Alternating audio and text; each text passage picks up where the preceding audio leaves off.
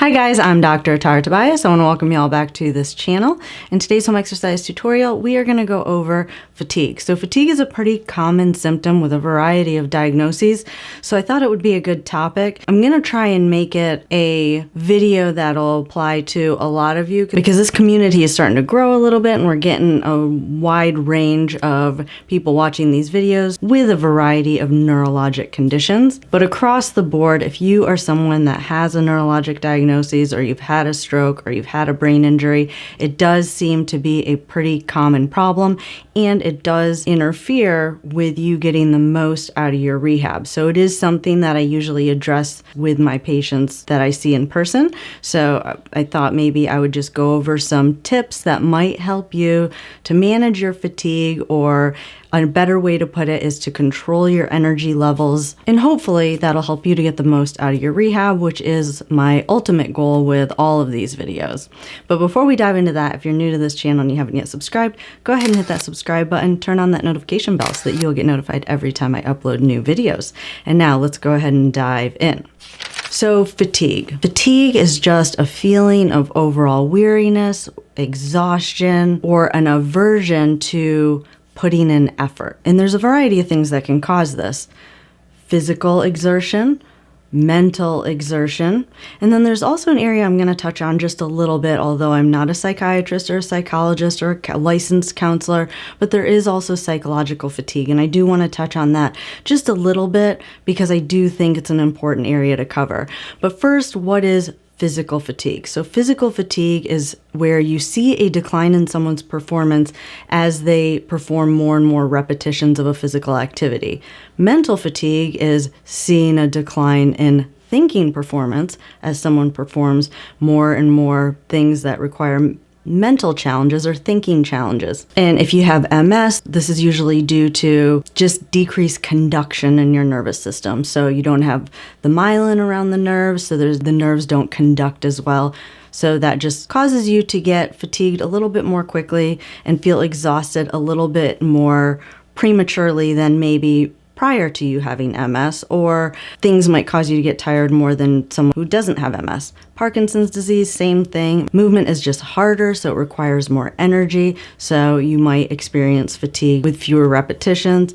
Stroke, brain injury, same thing. Everything requires more effort, so the more you perform something physically, the faster you're going to get fatigued. Also, we can't forget thinking, problem solving, memory, all of that stuff just for some of you, requires a little bit more thought or energy, or maybe things that you didn't have to think about before, like planning out your day or keeping a schedule so you don't forget things, or attending to an activity and not getting distracted.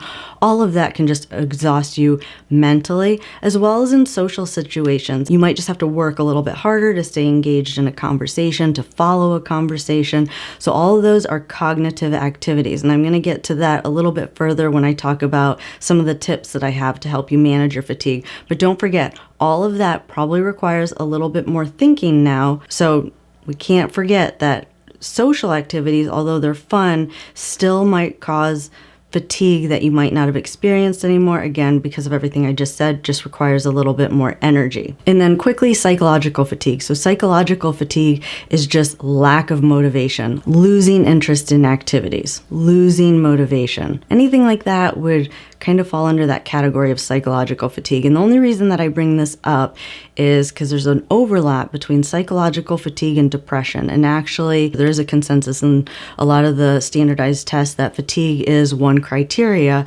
when a licensed psychologist is diagnosing someone with depression, or a doctor is diagnosing someone with depression. Fatigue is one of the criteria within the diagnosis of depression. So I'm just going to touch on that real quickly. For some of you, and probably most of you have already been through this, but if you're in the early stages and you haven't yet, just know that you have to grieve. You have to grieve just like you would grieve the loss of a person. It is healthy and normal to go through the grieving process when you have suffered any type of a catastrophic injury where you've lost a piece of your life, or something that you used to love or find your identity in is now gone. There is a grieving process, and part of that grieving process is anger, just getting mad. And I always worry about the patients that tell me they never were angry about their situation, because there's a piece of me that thinks that eventually that anger is going to emerge in other ways, or that person's just imploding on the inside. It is healthy as part of the grieving process to get to a point of accepting your situation, accepting your circumstances, which is really a healthy place to be when you are going through any of the diagnoses that I've talked about today. And I heard this somewhere, I don't know where I heard it, and so I couldn't cite it or tell you where I read it. Depression is anger turned inward. So if you never move through that anger and maybe get stuck in that angry stage, it might just be an area that you want to look into, seek some counseling to get through that process, because it could be turning into a depression, which could be a contributing factor to your fatigue, but it's also something that you might want to bring up with your doctor, because there are chemical imbalances that do happen after a stroke or a brain injury, and so definitely something that you want to talk to your doctor about.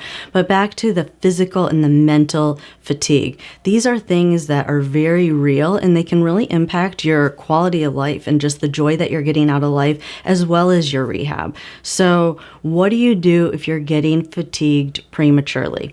And maybe you are one of those ones I have to have the conversation with that are just the go-getter, and you just want to go, go, go, go, go all the time. Well, keep in mind everything I just mentioned that could be contributing to your fatigue that maybe wasn't there before you had your stroke, or before your MS diagnosis, or before your first MS exacerbation. And that is this idea that your body is just using more energy, and you only have one pot of energy. I relate it a lot of times to a cell phone. You wouldn't run your cell phone all day long, every single day, and never plug it back in, because you know there's going to be a decreasing return on that.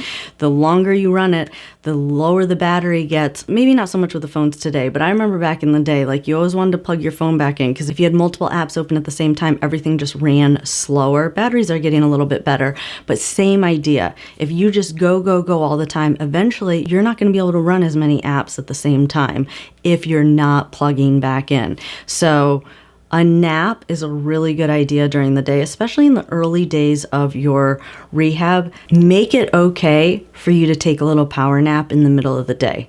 Just like you'd plug your battery, your cell phone in if you knew you were going to run a lot of apps at the same time, same thing. So that being said, with that same app example, you don't necessarily need to start cutting things out of your life. So a lot of times what people start doing is they just stop doing things because they just get so tired all the time. So I tell people, don't cut things out, but just live smarter. So don't live harder, just live smarter. And that gets into this idea of having a fatigue journal. It's something that I encourage my patients to do, and it's basically just a journal or an activity journal. I call it a fatigue journal because you're going to be rating your fatigue, but basically, you just track your activities every day. You rate your fatigue on a scale from 0 to 10 in the morning, and then a scale from 0 to 10 every night. 0 being you have no energy at all and you're completely exhausted. Your battery is on 0. 10 being you're full of energy and you could run a marathon tomorrow if you had to. Now, every morning, you should be at about the same level of energy. So every morning, I would say it'd be healthy to be anywhere, even with a neurologic condition, between like a 6 and an 8.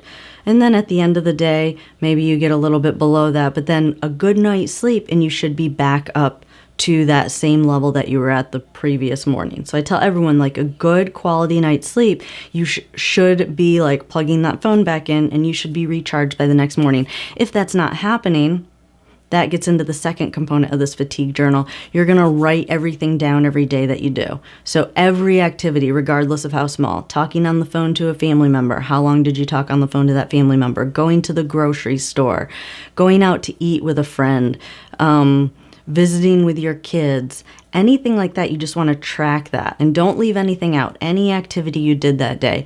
And then just do that for about a week and see what days or what nights are you not getting fully recharged the next day to start again, and go back and look at those activities and just space them out. If you know you're gonna have you go grocery shopping on Monday, maybe don't go out to dinner with your family that night. Maybe go out to dinner with your family on the following night, or just space your activities out. Again, don't cut anything out, just live smarter. And definitely, most importantly, with your exercises. If you're exhausted after therapy, maybe keep that in mind and don't plan any activities after therapy. Or if you know you're going out to dinner with family and you really want to enjoy that time, maybe don't do as much therapy that day so that you can enjoy that time with your family. Those are just a few examples of ways to live smarter, not harder. Now, one other point I want to bring up and this is specifically for people that have suffered a stroke. Now, there's one thing that I noticed that can cause you to feel fatigued that you do want to talk to your doctors about. So a lot of the oral medications for spasticity can make you feel tired. Definitely talk to your doctors about that, because there are ways that they can adjust that medication to maybe not have it impact your daily life so much.